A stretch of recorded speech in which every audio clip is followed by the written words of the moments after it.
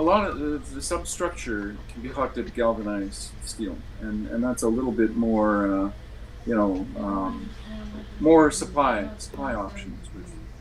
There's a lot more metal in Alberta than there is wood. Yeah, need to step away from the wood, and the wood is going up in price like crazy right now as Yeah. well. So Exactly. Yeah. a Yeah, good reason. I remember when I learned in the passive house, Yeah. I did some research about an Alberta company named Just Biofiber. It's the hempcrete block. Okay. So we don't need to do it on site because Oh, it takes some time to do it on site. Oh, right. Like that's good.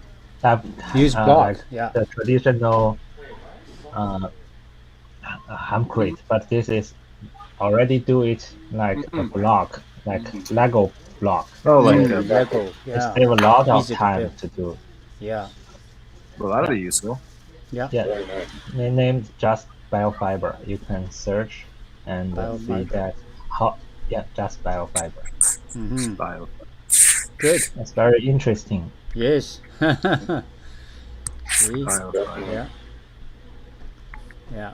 Very good, very good. So, well, what more questions now?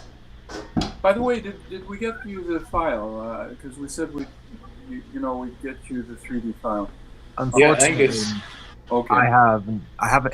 If you've sent it, I haven't received it. It I could be that I didn't know where to look. So, Oh, maybe uh, maybe I will. Yeah, I don't know. I didn't send, so I just okay. got it today. Right. Well, okay. it was a very good thing that we get the stairs in, we got the basement in. Maybe it was just premature, but I think this one is now something you can play around with.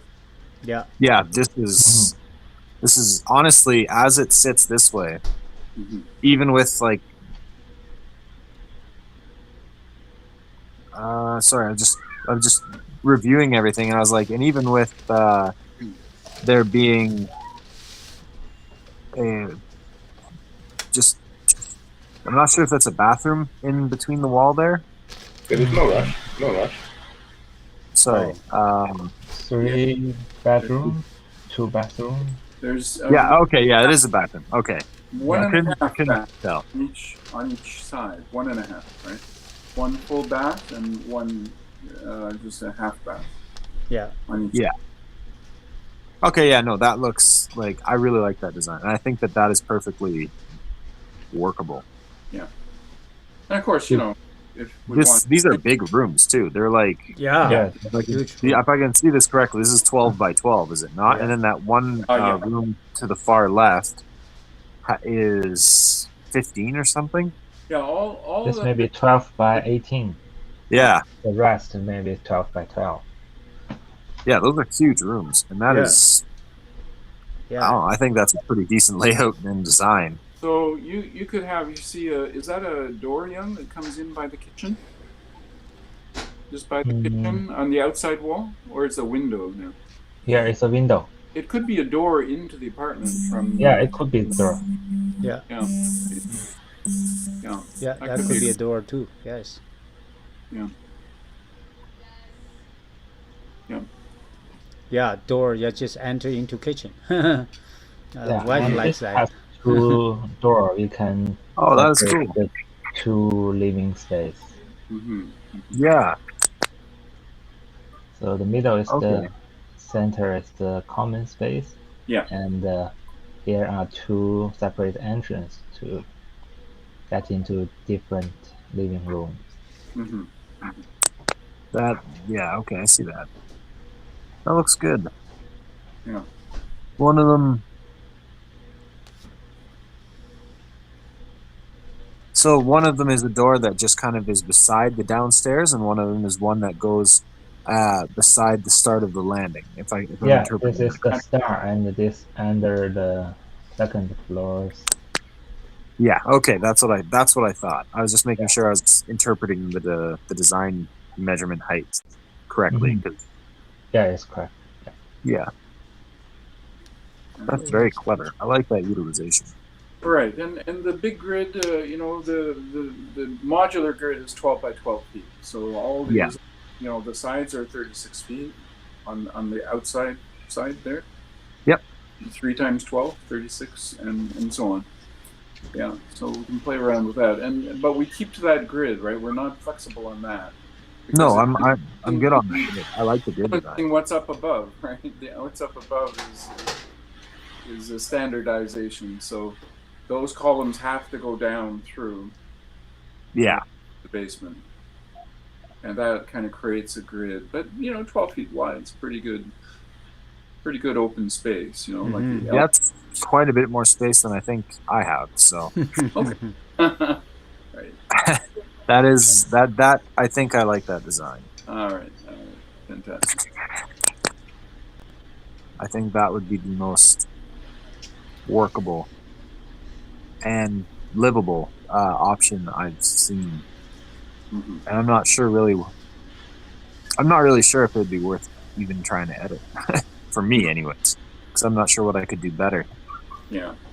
Wow. In my own. We can always leave that until we're closer to building in the live space. And Yeah. For now, it's just conceptually we know we can make it work. That's the important thing. That's fair. Yeah. Yeah. And you may want to place a bathtub instead of a shower stall, right? Something like that. Yeah. No, that's fair. Yeah.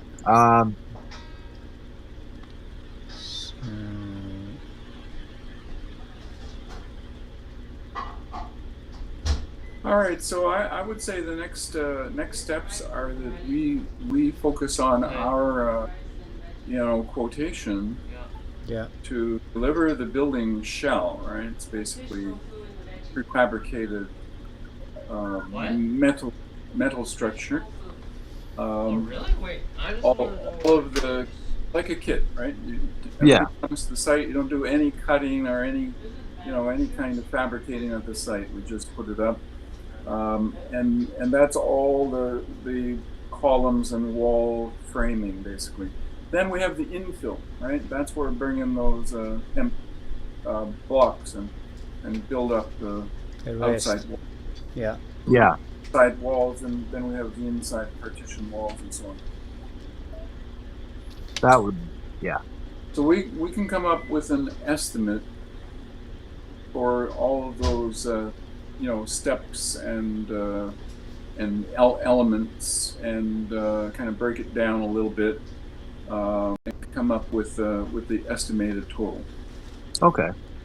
The only thing I would say that did have me some concerns or questions or anything about that would be the ability for upgrade in the future with the hemp wall, because it's a packed wall solution.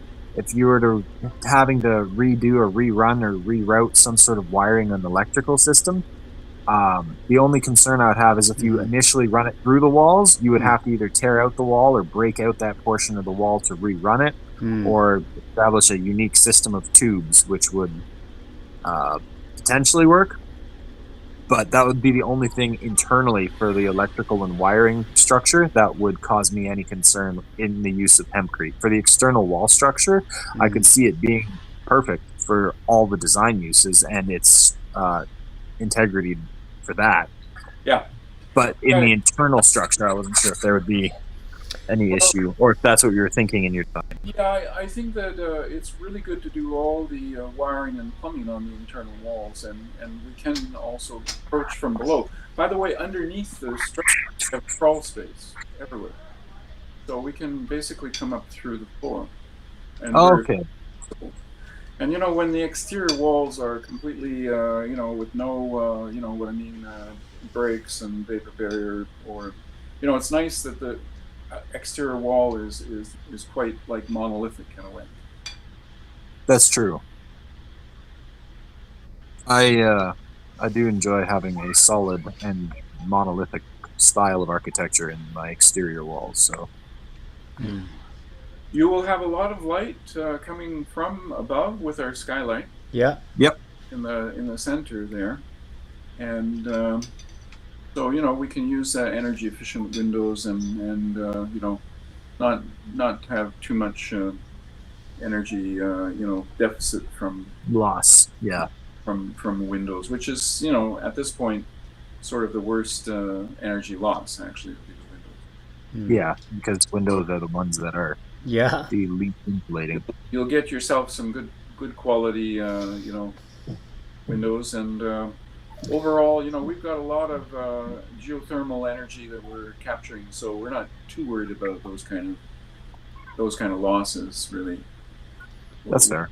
Generally have a surplus of thermal energy. So yeah, Richard. So in the future, maybe we can create bubble windows.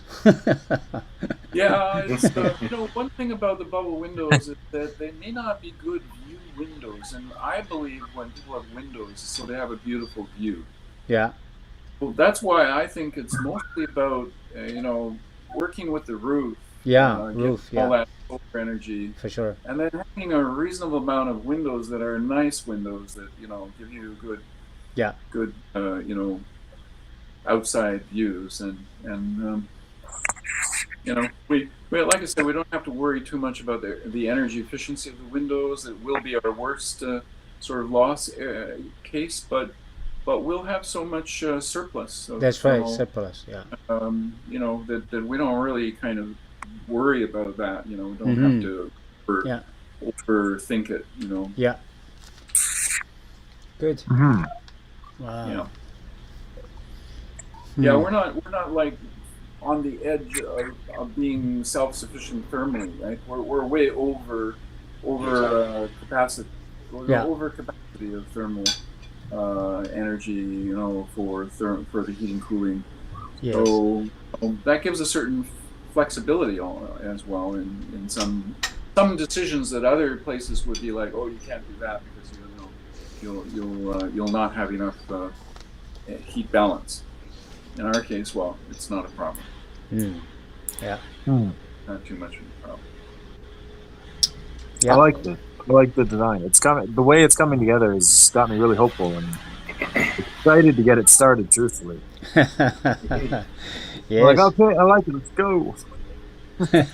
Yeah. So don't forget, Angus. The timeline's all about you, right? I mean, as you can imagine, Richard and the team have made inquiries to make sure everything is prepared for whenever's best for you.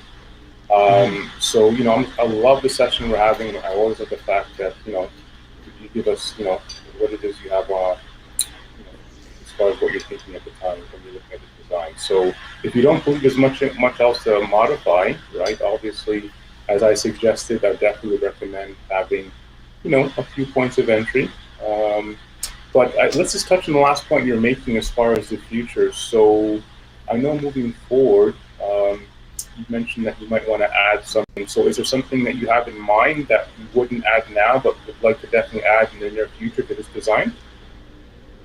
Okay. Eventually, it might make sense to add the third living quarters or the AgriPOD in whichever manner that would be suitable to design. If I need help more than I need additional growing capacity, then the living quarters would make more sense. But if I need more growing capacity because I find I can handle what I have, then the help can be hired in, and I'm not going to, be so self-sufficient. I self-sufficiently attach my own help into the project. Exactly. I'll hire that in, obviously. Perfect. But, the only thing that I can really see is if we were to develop this, how much land would be required to grow it? What would the infrastructure look like on site?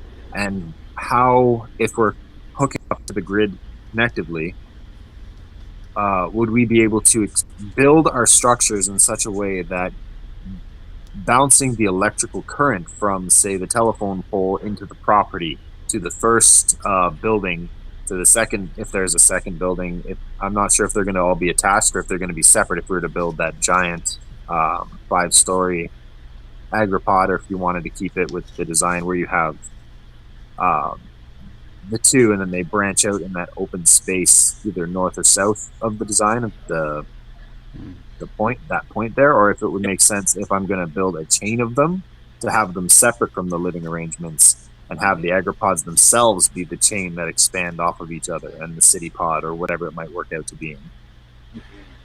Right. So if I'm able to build the bigger one, am I able to should I have it in mind with the bigger one attached to the living situation, or should I have it so that the bigger one is more set up somewhat traditionally agriculturally, so it's not as much to expand, and because the living quarters won't be attached to it, so to speak. Right. Okay. So the large one is 24 feet, on the side, and so that gives you about 75 feet across, right? Basically, I mean that's the same. Like we go from the 12 by 12 block, right, to a 4 by 24, and this one is, let's call it 100 feet, right? It's 90 feet, but and along that kind of length, go all the way over to the corner. You see what that? Well, side. That's the diagonal. What is the edge length there? Edge 64. Yeah. Oh, that 64. One. Okay.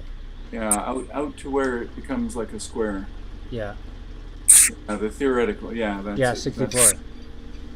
So 64 by 64. Yeah. Yeah. So the big agripod is more like 70, 75. I guess actually exactly 24. 72. 72 across, right? Yeah. Well, on the same kind of grid. So, if you have a site 150 feet wide or so, then this could sit straddling the site. Of course, if it's the other way, it could be a more narrow site.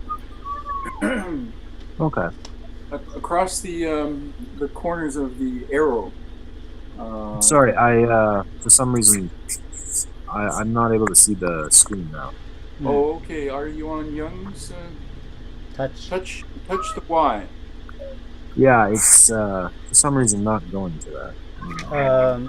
Yeah, there's an arrow to hide the tile view, but sometimes yes, yeah. That's why I like to use a computer rather than a cell phone too. Yeah, unfortunately.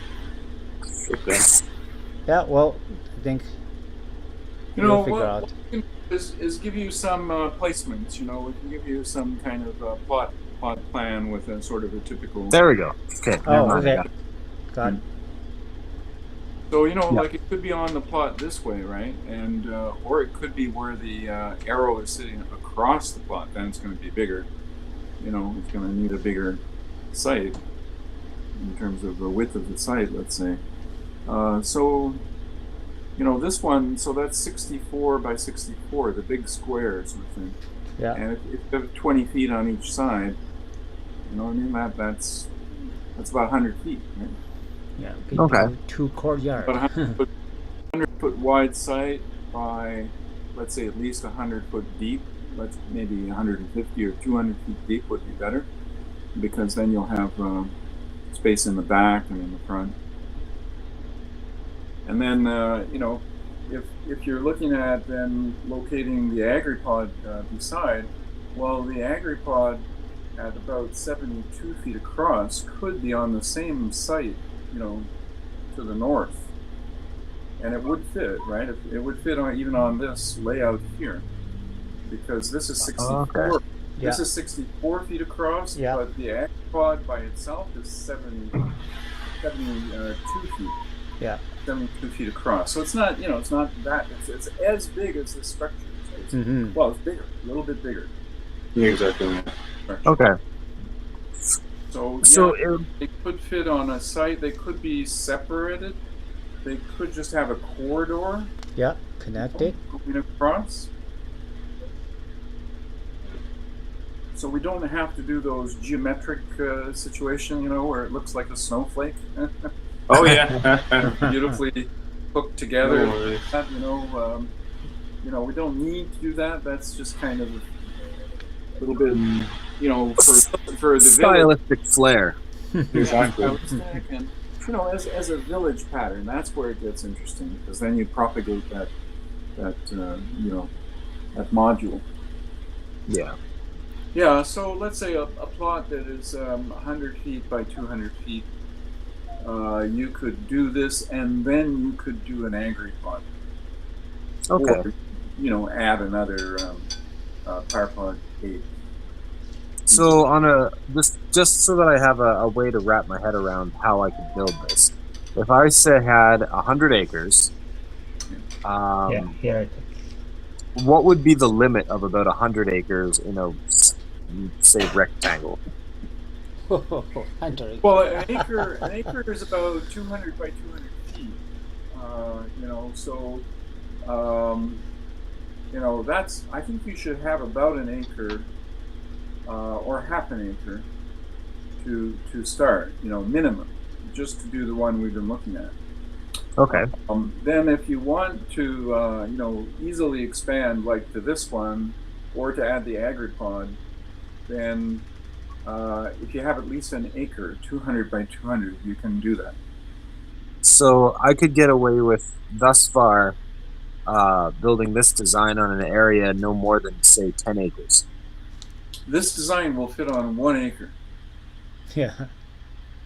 Yeah. Okay. You can start small. Save some. That is a lot smaller. Yeah. Yeah. Yeah. For this one, you need a plot. Okay, the one we've been looking at, right? The one with the 2 domes, right? Yes. That one is 64 feet by 64. Mm-hmm. In a kind of cubic way of looking at it. So an acre is 200 by 200. Right? So you easily fit in even not just the double one, but the triple one, or even a quadruple one. You can put on an acre. Right. Oh, okay. Yeah. Well, that. Yeah. Because I can see what you mean. 200 by 200. So the quadruple one. Let's see the next one. It's quadruple. That's the triple. Yeah. And there's okay. Well, that's kind of quadruple, right? That one you could fit on an acre. 1 acre. That's multiple really acres. good. Yeah. And whether it's one small one or even the big one, you can still fit that on 1 acre. Yeah. Huh. But there might be some code requirements to have a little more space around, or so. You'd have to, when you get the permit. How does it look for that property with the university? I looked into it more, and it is the Edmonton Technology Park. Ah, yeah, okay. Technology. And so the Edmonton Technology Park apparently isn't owned by the university. Nate put some convenient advertising there. Okay.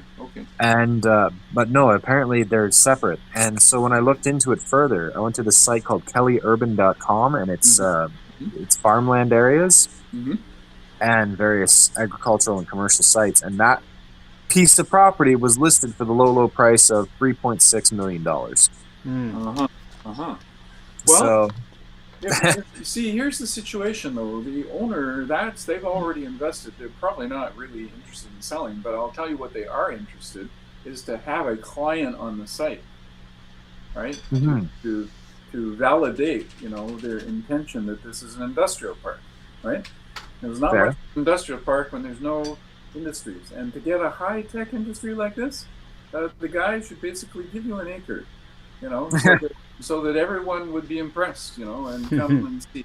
And I am down for free acreages and being impressed. Let's look at spend the money on the site, right? And then when you expand, then you can of course work out a deal.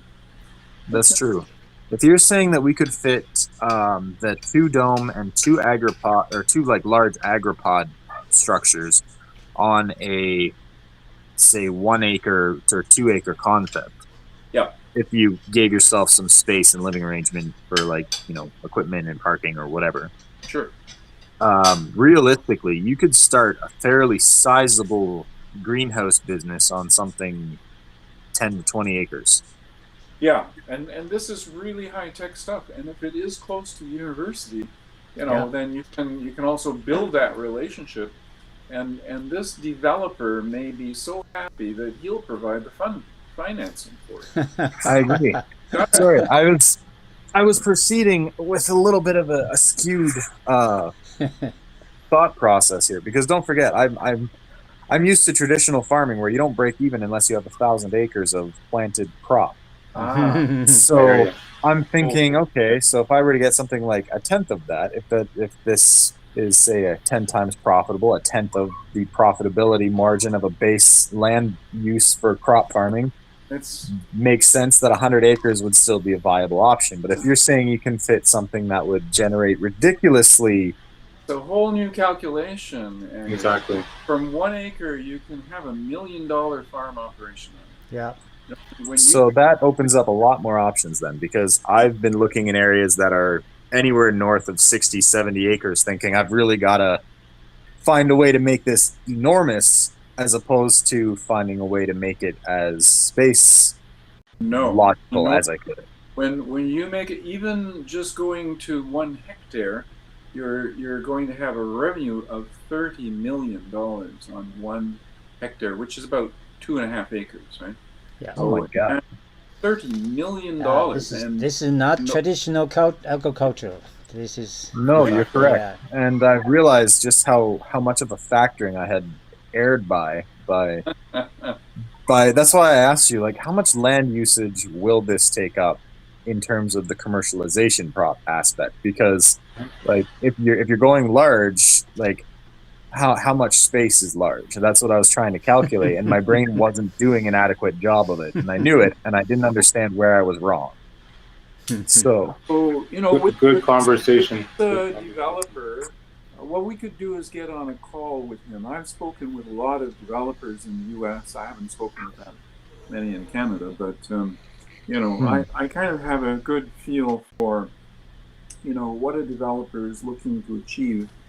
And so, for example, you can say, well, I'd like 1 acre now. I'll have 5 acres, you know. And then you say, well, when I get to 5 acres, I'm going to invest $40 million.